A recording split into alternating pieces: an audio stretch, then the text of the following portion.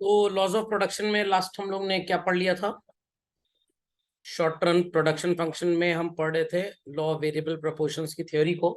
And हमने ये schedule पूरा पढ़ लिया था, टीपी एपी एमपी का समझ में आ गया था लॉजिक हमको, ठीक है। एपी और एमपी का भी कंबाइंड ग्राफ बना लिया था। चलिए, now we will have a graph for जिसमें ऊपर टीपी होगा और नीचे एपी और एमपी होगा। बना लिया है कि बनाना स्टार्ट करना है? बना लिया, सबने ड्रॉ कर लिया, वेरी गुड, एक्सेलेंट। चलिए, तो सबसे पहला स्टेज आएगा जहां पे MP will be at its highest and then it will start falling down. इसे आप स्टेज 1 बोलेंगे। दूसरा स्टेज होगा जहां पे एमपी फॉल कर रहा है बट स्टिल पॉजिटिव है and TP is continuously seen to rise, but reality में राइज जो कर रहा है ये डिमिनिशिंग रेट से कर रहा है। Is that understood? तो हम इस स्टेज को बोलते हैं डिमिनिशिंग रिटर्न्स का स्टेज। तो इसकी कुछ मार्किंग कर लेते हैं तो it would become much easy. ध्यान से सुनिएगा, ये ऊपर जा रहा है, यस और नो, और ये भी ऊपर जा रहा है। Here it is going up and here it is falling down. ध्यान से सुनिएगा, ये जो ऊपर जा रहा है this is signifying increasing returns. ये जो नीचे आ रहा है this resembles diminishing returns.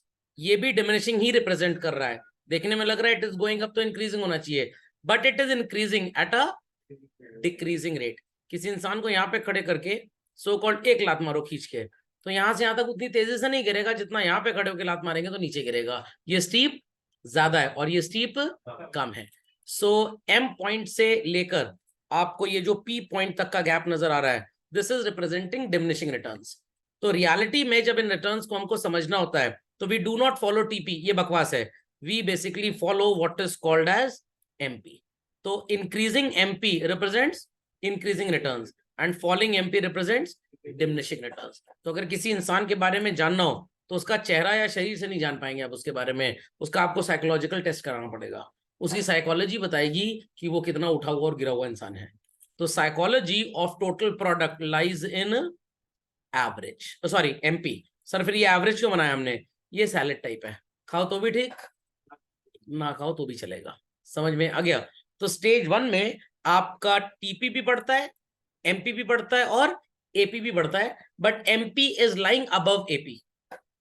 MP is lying above AP and stage is signified as increasing returns. Stage 2 में आपका TP बढ़ रहा है but diminishing rate से, MP starts falling down and AP also falls down. This stage is signified as diminishing returns. And last stage, children, last stage, when TP starts falling down, MP turns to be negative, AP गिरेगा but it will still be positive in nature. This is known as what? Negative returns. तो तीनों stages का relationship clear हो गया। तो अगर हम एक बिजनेसमैन होते डेफिनेटली फर्स्ट स्टेज में तो प्रोड्यूस करेंगे करेंगे, सेकंड स्टेज में भी प्रोड्यूस करेंगे, प्रॉफिट कम हो रहा है बट एटलीस्ट प्रॉफिट हो रहा है। Would we like to produce in third stage? बिल्कुल नहीं, because we are suffering losses here. समझ में आ गया? चलिए, सो ये पॉइंट ऑफ इन्फ्लेक्शन है जहां पे increasing returns will get transformed into diminishing returns. Got it? तो stage 1 then stage 2 is a stage जहां पे टीपी बढ़ेगा होले होले, एमपी और एपी दोनों गिरेंगे और एपी अब ऊपर हो जाएगा और एमपी नीचे। तो बढ़ते टाइम एमपी ऊपर है और घटते टाइम एमपी ऊपर है, एपी ऊपर है। Got it clear? And stage 3 starts जहां पे टोटल प्रोडक्ट मैक्सिमम में होगा, एपी एमपी दोनों गिर रहा है, एमपी नेगेटिव हो जाएगा but AP still remains positive. Got it? So ये रिलेशनशिप कॉपी कर लीजिए फास्ट। तो सबको समझ में आ गया एपी एमपी का रिलेशनशिप? टीपी भी समझ गए? चलिए, do it fast. Listen very carefully to the repetition. यहाँ पे आपको नजर आ रहा है कि आपका टीपी बढ़ रहा है और यहाँ पे भी आपको नजर आ रहा है कि टीपी बढ़ रहा है, बट स्टार्टिंग में टीपी तेजी से बढ़ रहा है और बाद में हौले हौले धीरे धीरे बढ़ रहा है and thereafter it is falling down. तो जब ये नीचे की तरफ गिर रहा है तो stage is called as having negative returns. जब ये बढ़ रहा है बट धीरे धीरे बढ़ रहा है तो it is having diminishing returns. और ये जब तेजी से बढ़ रहा है तो it is called as increasing return. Sir ये कैसे पता लगा? आप पिछली वाली स्लाइड में जाके देख सकते हैं, टैबुलर रिप्रेजेंटेशन में पहले 100 से इंक्रीज हुआ टीपी, एमपी की वैल्यू देखिए, फिर 120, फिर 160 था शायद, तो बहुत तेजी से बढ़ा था। और यहाँ पे रिप्रेजेंटेशन नजर आ रहा है, here MP is showing to go up and here MP is seen to go down. तो जब आपका MP बढ़ेगा आप इसे इंक्रीजिंग रिटर्न्स बोलेंगे, MP गिरेगा तो आप इसे डिमिनिशिंग रिटर्न्स बोलेंगे, और जब आपका MP चिल्ड्रन नेगेटिव में चला जाएगा then you will call it as what, negative returns. खोपड़े में बात गई या बिल्कुल भी नहीं गई? पक्का? तो इट इज नेवर टीपी जो आपको बता पाएगा कि रिटर्न्स इंक्रीजिंग है डिमिनिशिंग है। नेगेटिव चलिए बता लेगा, बट नेगेटिव को बच्चे इंटरप्रेट करते हैं डिमिनिशिंग की तरह, क्योंकि नीचे गिर रहा है तो डिमिनिशिंग बोल दो, ऊपर जा रहा है तो इंक्रीजिंग बोल दो, बट सेंस नहीं कर पाते। तो सेंस करने के लिए हमको क्या पढ़ना पड़ता है? एमपी का बिहेवियर। ओके, तो ये लाइन भी एग्जाम में कोड करके आइएगा, नंबर बन जाएंगे। TP is the body and MP is its soul, और हाईलाइटर से मार्क भी कर दीजिएगा। तो टीचर को लगेगा कायदे से पढ़ के आया, शेरो शायरी वाला अंदाज है, तो पढ़ने में अच्छा लगता है, तो थ्योरी में टीचर नंबर दे देते हैं। हाँ, आईआईटीज में और सीए में और मेडिकल एंट्रेंस में ऐसे नंबर नहीं मिलते आपको, वहां पे एकदम pin point. So it is going up point M तक इंक्रीजिंग रिटर्न्स, जो कहां पे शो हो रहा है? एमपी में। Again it is going up till point P, diminishing returns, but MP में कैसे शो होगा? It is falling down. फिर टीपी नीचे आ रहा है तो ये डिमिनिशिंग रिटर्न्स नहीं है, इट इज नेगेटिव रिटर्न, और ये माइनस में जा रहा है तो नेगेटिव रिटर्न। तो टीपी का बिहेवियर एकदम टीयू की तरह है। पहले टीयू बढ़ता था, व्हाट इट क्लियर, तो एमयू पॉजिटिव रहता था। फिर टीयू बढ़ता था कांस्टेंट रेट से तो एमयू फॉल करता था। या हम ये बोल रहे हैं कि टीयू लगातार जब तक बढ़ता था तो एमयू गिरता था। टीयू मैक्सिमम होता था तो एमयू की वैल्यू क्या होती थी? 0। And when TU starts falling down MU used to go to negative. तो यहाँ पे नेगेटिव वैसे ही हो रहा है, रिलेशनशिप एकदम सेम है। तो जो रिलेशनशिप आपने टीयू और एमयू का पढ़ा, एग्जैक्टली यहाँ पे it is for TP and MP. समझ गए? सर एपी को क्यों बीच में ले, इसका तो कोई रोल भी नहीं है। अब टिकिया पकौड़ी खा रहे थे मध्य प्रदेश में, तो आलू पकौड़ी बोला हमको भी खा लो थोड़ा सा। तो टीपी एज सच काम का है, एमपी काम का है, बट एपी किसी काम का नहीं है, उसको ऐसे ही साथ में ला दिया गया है। जैसे घर में बच्चे नहीं होते हर जगह पापा मम्मी के साथ लटकना है उनको, वैसे ही है। तो घर में अगर मोहल्ले में छोटे बच्चे पापा मम्मी के साथ जाने की जिद मचा रहे हो तो समझ जाइएगा वही एवरेज प्रोडक्ट है। ठीक है, और पापा कार जरूर ड्राइव कर रहे हैं, पड़ोसी वाले अंकल, मतलब पापा नहीं, और कहने पे किसके ले जा रहे हैं? मम्मी कहने पे। तो कौन कंट्रोल कर रहा है? मम्मी हमसे मार्जिनल प्रोडक्ट। समझ में आया कि नहीं? चलिए, so this all we have already done. तो ये थोड़ा सा इंपॉर्टेंट है कंटेंट, इसको प्लीज लिख लीजिए। अभी भी मैंने आपको बोला शरीर है टीपी और आत्मा कौन है? एमपी। तो टीपी का जो भी चेंज है it is reflected by MP children. तो एमपीएल मतलब वो मत समझ लीजिएगा जो लीग वाला आता है। MPL is marginal productivity of labour is the slope of total product. तो जो भी टोटल प्रोडक्ट का बिहेवियर नजर आ रहा है इट इज एमपी बेसिकली। तो पहले ये इंक्रीजिंग रेट से बढ़ेगा, एमपी विल इंक्रीज। फिर मैक्सिमम हो जाएगा, टीपी डिमिनिशिंग रेट से बढ़ेगा तो एमपी विल डिक्रीज। फिर टीपी अपने मैक्सिमम पे जब जाएगा तो एमपी क्या हो जाएगा चलन? 0। और टीपी जब गिरने लग जाएगा तो एमपी वुड बिकम नेगेटिव। समझ में आ गया? एपी मैक्सिमम कब होता है?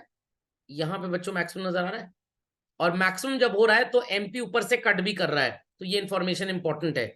When AP is maximum at that point average product and marginal product is exactly same. Thereafter AP ऊपर हो जाएगा और एमपी नीचे। तो इंक्रीजिंग के टाइम पे एमपी ऊपर एपी नीचे, और फॉलिंग के टाइम पे डिक्रीजिंग के टाइम पे एपी ऊपर और एमपी नीचे। इस पार्ट को थोड़ा सा बस आप इग्नोर करिएगा, क्योंकि ये है तो डिक्रीजिंग, बट यहां पे आपको नजर आ रहा होगा कि एमपी ऊपर है और एपी नीचे। तो दो बातें याद रखनी है हमेशा। इंक्रीजिंग स्टेज पे ऊपर कौन है? एमपी, और नीचे कौन है? एपी। और फॉलिंग स्टेज पे ऊपर कौन है? एपी, और नीचे एमपी। Simple as that. समझ में आ गया? एमपी 0 कब होगा? When TP is at its maximum. MP negative कब होगा? When TP starts falling. ये आपको fill in the blanks, true और फॉल्स, ऐसे क्वेश्चंस में नजर आएगा जरूर। Please update this. Let's continue further. So please put this statement children, जैसे आपने law of demand पढ़ा था, other things remaining constant as price increases, quantity demanded falls and all that, वैसे ही लिखना है। As more and more units of a variable factor, हमारे example में variable factor कौन सा था बच्चों? हमारे एग्जाम्पल में वेरिएबल फैक्टर कौन सा था? Labour. Are applied to a given fixed factor, and what was the fixed factor in our example? Simple as that. Fixed factor was capital. So total product increases at first, diminishes thereafter, and finally goes to negative. तो लिखा भी है TP may increase at increasing rate initially, but eventually it will increase at diminishing rate. और ये theory basically agriculture से ही उठाई गई है. स्टार्टिंग में किसी भी एग्रीकल्चर फील्ड का प्रोडक्टिविटी लेवल बहुत ज्यादा होता है, बट जैसे जैसे फर्टिलाइजर झोंकते जाते हैं आप उसके अंदर, एक दिन क्या होगा, जमीन पूरी बंजर हो जाएगी. Is that understood?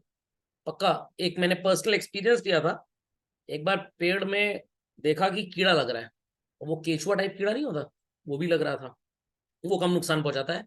तो मेरे किसी ने बोला कि इस पेड़ में गुलाब का पौधा था, दवाई डाल दीजिए तो कीड़े मर जाएंगे. दवाई तो डाल दी, कीड़े तो मर गए. जो गुलाब इतना बड़ा निकलता था इतना बड़ा निकलने लग गया. रीजन बीइंग, जो केचुआ उसके अंदर रहता था वो भी उस दवाई से मर गया, और वो नेचुरल मैन्योर देता था उस पौधे को, खाद देता था. समझ में आ गया? तो फर्टिलाइजर जब आप यूज करते हैं खेती बाड़ी के काम में, इन ऑर्गेनिक फार्मिंग करने के लिए, ऑर्गेनिक फार्मिंग कैसे होगी इतनी पॉपुलेशन के लिए, तो स्टार्टिंग में तो आउटपुट बहुत बढ़ेगा, but a time will come जब आउटपुट बढ़ने की बजाय कम होने लग जाएगा. तो सारे लॉस जितने इकोनॉमिक्स में बने कि भाई स्टार्टिंग में something increases at a very fast rate, then goes to maximum, then starts diminishing, ये सब कहां से डराइव हुए हैं? सारे के सारे एग्रीकल्चर से आए हैं. समझ में आ गई बात? Copy down the statement quickly. चलो let's continue with this. So जैसे लॉ ऑफ डिमांड के कुछ अजम्पशंस थे, here also we have assumptions. पहला अजम्पशन क्या है? Technology remains same. ये मत समझना स्टेट ऑफ टेक्नोलॉजी, ये कौन सा स्टेट है सर, इंडिया में है क्या sir? State of technology remains है मतलब जो भी आउटपुट में चेंज हो रहा है वो लेबर की वजह से हो रहा है, टेक्नोलॉजी की वजह से नहीं हो रहा. Some inputs fixed and some inputs are variable. मैंने आपको बोला था ना कि तीन तरह की थ्योरीज है. वेरी शॉर्ट पीरियड में कैपिटल और लेबर दोनों फिक्स्ड, एंड लॉन्ग रन में दोनों वेरिएबल. शॉर्ट रन में कैपिटल फिक्स्ड है और labour variable. And why can't we assume कि कैपिटल को वेरिएबल मान ले, लेबर को फिक्स मान ले? बिकॉज जिस जमाने में थ्योरी लिखी गई उस जमाने में रिसोर्सेज जो अवेलेबल थी वो बहुत लिमिटेड थी, but human effort can be increased manifold. So technology is such that it is possible to change factor proportion. पहले मशीन और लेबर का रेशियो 5:0 था, देन 5:1 हो गया, देन 5:2, देन 5:3. ऐसी टेक्नोलॉजी है कि जब आप लेबर ज्यादा भी अप्लाई करेंगे तो वो काम करने लायक होगी. इस पॉइंट का मतलब है कि सारे वर्कर्स की, सारे लेबरर्स की जो स्किल है दैट इज एग्जैक्टली सेम. कोई भी सुपर स्किल्ड या अनस्किल्ड नहीं है. And all units of variable factor are homogeneous. Again the repetition point is there. तो थर्ड पॉइंट को आप प्रिसाइसली ऐसा भी बोल सकते हैं कि जब पहले 5 वर्कर्स 5 मशीन्स में काम करने आए तो उनके पास वो स्किल थी, जब अगले 5 को लेके आए तो उनके पास भी स्किल थी. इसको बोलते हैं परफेक्ट मोबिलिटी ऑफ लेबर. कि आप अगर कपड़े की फैक्ट्री से वर्कर को लेके आए कि चलो अब तुम फर्नीचर बनाओगे, तो रियलिटी में तो पॉसिबल नहीं है. जो कपड़े के प्लांट पे काम कर रहा है वो कारपेंटर का काम करे, बट यहाँ पे पॉसिबल है. और सारे वर्कर्स की जो स्किल है इट इज एग्जैक्टली सेम. समझ में आ गई बात? Copy down the assumptions fast. तो ये ग्राफिकल एनालिसिस आप ऑलरेडी कर चुके हैं, फिर से मैं पकाऊं आपको एनालिसिस करवा के?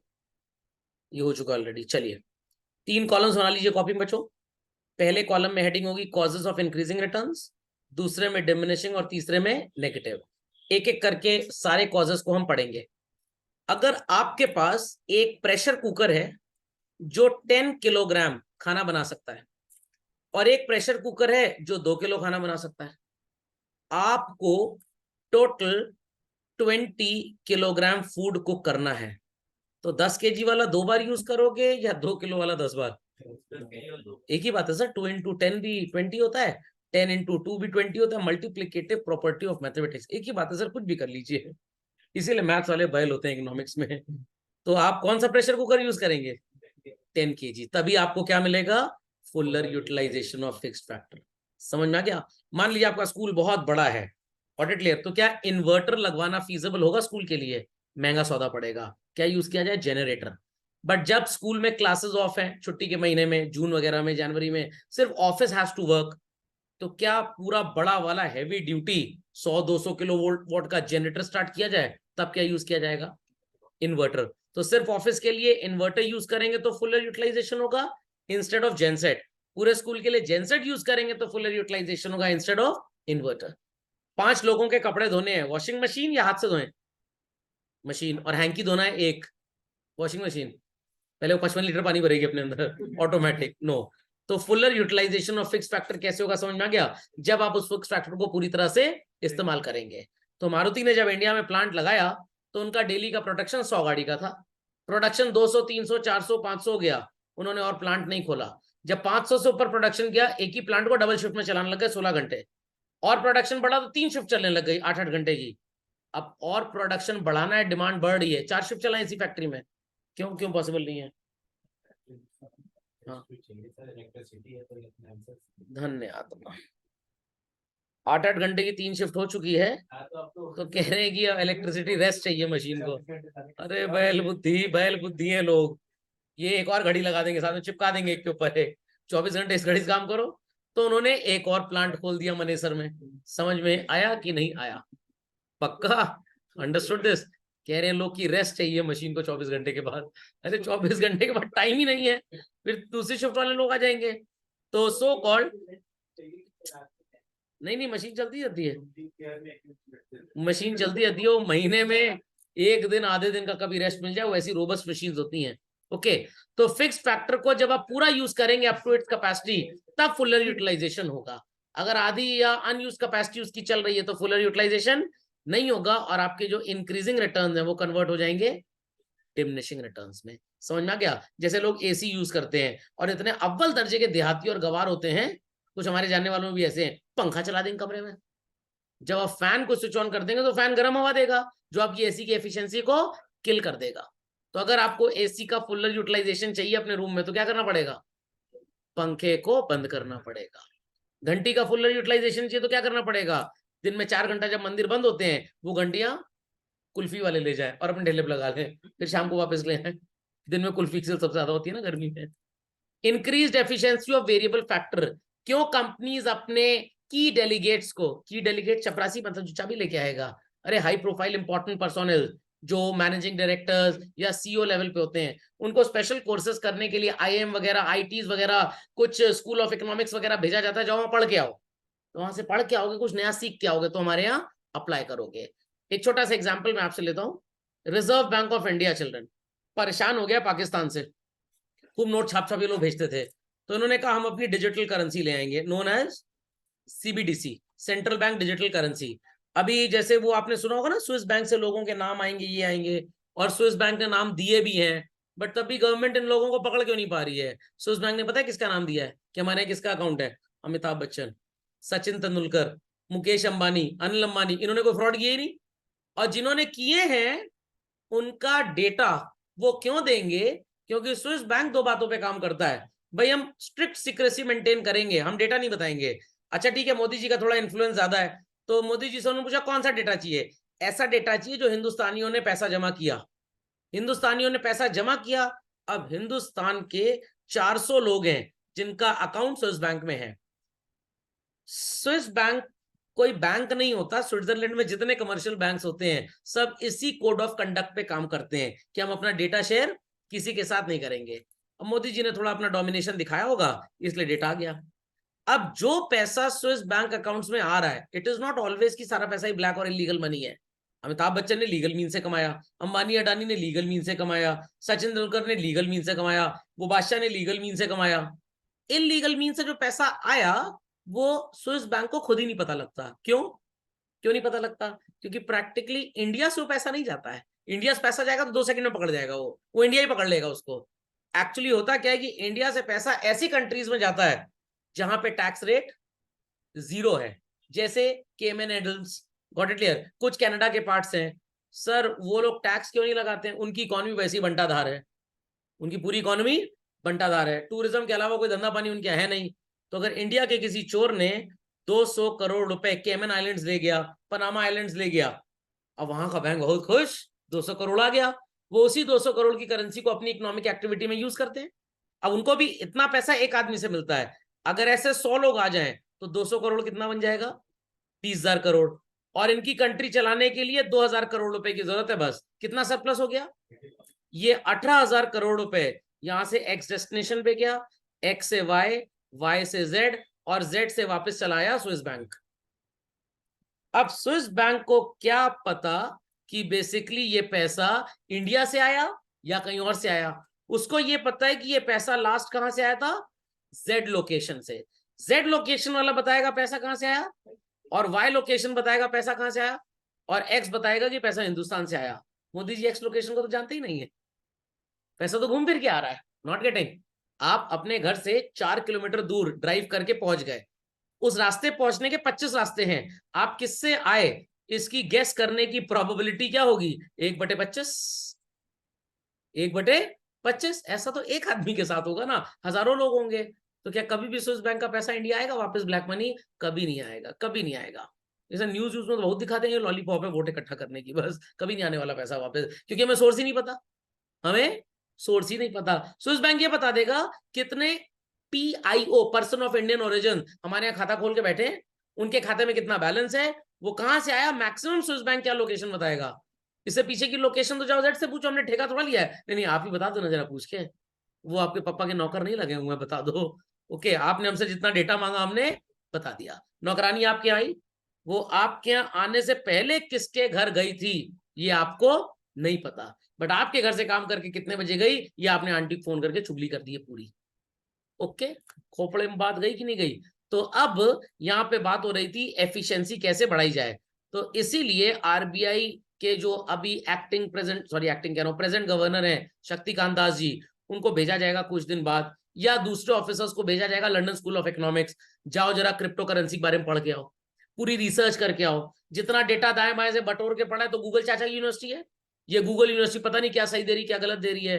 तो इसीलिए जब आपके सिलेबस में कुछ नया एड ऑन होता है, टीचर्स के ट्रेनिंग प्रोग्राम्स होते हैं, क्यों कराए जाते हैं? ताकि टीचर को सही नॉलेज मिले, ताकि बच्चों को सही नॉलेज इंपार्ट कर पाए। तो क्या किया जा रहा है? टीचर की एफिशिएंसी को बढ़ाया जा रहा है। नहीं तो सैलरी तो दे रहे हैं, बट प्रोडक्टिविटी इज अंडा टू दी पावर इन्फिनिटी। तो इन्फिनिटी हट जाता है, अंडे बच्चों की मार्क्स में आ जाते हैं। Better coordination. आपने अपने घर में झाड़ू पोछे वाली को बोला आज से तुम वैक्यूम क्लीनर से झाड़ू लगाओ, वॉशिंग मशीन से पोछा लगाओ, मतलब पोछा धुलो उसके अंदर, सब उल्टा पुल्टा कर दिया, सब टूट टाट गया।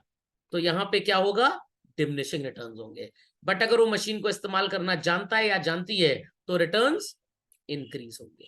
समझ में आई बात? समझ में आई बात? डिमिनिशिंग रिटर्न्स के क्या कॉजेज हैं? हमारा जो पुराना इन्वर्टर था वो एक बैटरी के साथ बैकअप दे रहा था, आउटपुट नहीं दे रहा था। सर फर्क क्या होता है? बैकअप मतलब कितने देर तक चलेगा, आउटपुट मतलब उसकी औकात ही नहीं उतना ज्यादा करंट फेंकने की, इतना पतला सा पाइप लगाया हुआ है। और डायनासोर को नहाना है तो बड़ा पाइप चाहिए ना, तो टंकी में तो पानी है, बैकअप है, बट पतला सा पाइप आ रहा है, डायनासोर नहा पाएगा, उसके लिए बड़ा पाइप चाहिए। तो मेरे इन्वर्टर वाले ने समझाया, सर अगर आपके इन्वर्टर का बैकअप आपको बढ़ाना है तो आप कैपेसिटी इन्वर्टर की बढ़ाइए, क्योंकि वो कम टाइम में ज्यादा करंट दे पाए, तभी फैंस की स्पीड बढ़ेगी। तो पहले 800 VA का इन्वर्टर था जिसका आउटपुट 600 VA था, अब 3200 VA का इन्वर्टर लग गया जिसका आउटपुट 2400-2500 वॉट है, तो वो करंट ज्यादा मात्रा में दे पा रहा है, तो फैन की स्पीड ज्यादा हो गई। आर पीपल अंडरस्टैंडिंग और not? This make my inverter to give me increasing return, but earlier with the old one I was having, वो बत्ती तो खपाता था अपने आप को चार्ज करने, बट आउटपुट नहीं दे पाता था। Imperfect factor substitutability. टीचर को स्कूल में बोला गया जाओ तुम्हारे लिए एकिन का स्मार्ट बोर्ड लगा दिया है, अब बच्चों को डिजिटल बोर्ड में पढ़ाओ। उसको यही नहीं पता स्विच कहां से ऑन होता है।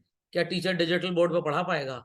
बिल्कुल भी नहीं। टीचर से प्रिंसिपल ने बोल दिया यूट्यूब पे लेक्चर रिकॉर्ड करके अपलोड कर दो, उसका गूगल अकाउंट ही नहीं है अभी तक, तो कैसे यूट्यूब में लेक्चर अपलोड होगा? क्या होगा यहाँ पे? Diminishing return. तो प्रॉपर ट्रेनिंग करनी पड़ेगी तब जाके इंक्रीजिंग रिटर्न होगा। Poor coordination. एक टीचर बैठा था स्टाफ रूम में, प्रिंसिपल है दूसरा, कहा ये हाफ डे भाग गया बिना बताए, झूठ बोल रहा है। आपस में कोलीग से बीच में कोऑर्डिनेशन नहीं है, वर्कर मशीन को नहीं समझ पा रहा, मशीन चलाने के लिए स्किल बहुत ज्यादा चाहिए। Got it clear? तो इंडिया में जो मेडिकल कॉलेजेस होते थे अब सुधर गए काफी, वहां MRI CT स्कैन मशीन तो पड़ी है, बट ऑपरेट करने वाला ऑपरेटर है ही नहीं। तो मेडिकल कॉलेज विल हैव, सरकारी अस्पताल विल हैव डिमिनिशिंग रिटर्न्स। समझ में आ गया? नेगेटिव रिटर्न्स क्या है? Over crowding. स्कूल मैनेज नहीं हो पा रहा, 3 प्रिंसिपल रख लें, क्लैश ऑफ क्लैंस खेलेंगे तीनों, वो पका नहीं होगा। तो वर्कर अगर ज्यादा आ गए, मतलब सब बुर्का पहन के आ गए, disguised unemployment. What? Disguised unemployment. तो ओवर क्राउडिंग हो जाएगी और रिटर्न्स क्या होंगे? नेगेटिव। Management problems. कैसे आएंगी मैनेजमेंट प्रॉब्लम? कि हम सही पर्सन को नहीं पकड़ पा रहे जिसने गलती की, हम सही ड्यूटी नहीं दे पा रहे लोगों को किसको क्या काम करना है, तो business will give us what? Negative returns. समझ में आ गई बातें? तीनों के कॉजेस क्लियर हो गए? चलिए, ये कॉजेस वैसे नोट्स में तो लिखे हैं, बट आई वांट कि आप भी अपने पास लिख लीजिए वेरी क्विकली चिल्ड्रन। तो आज की सेवाएं हमारी यहीं पे समाप्त होती हैं। अगले प्रसारण में हम लॉन्ग रन स्टार्ट करेंगे।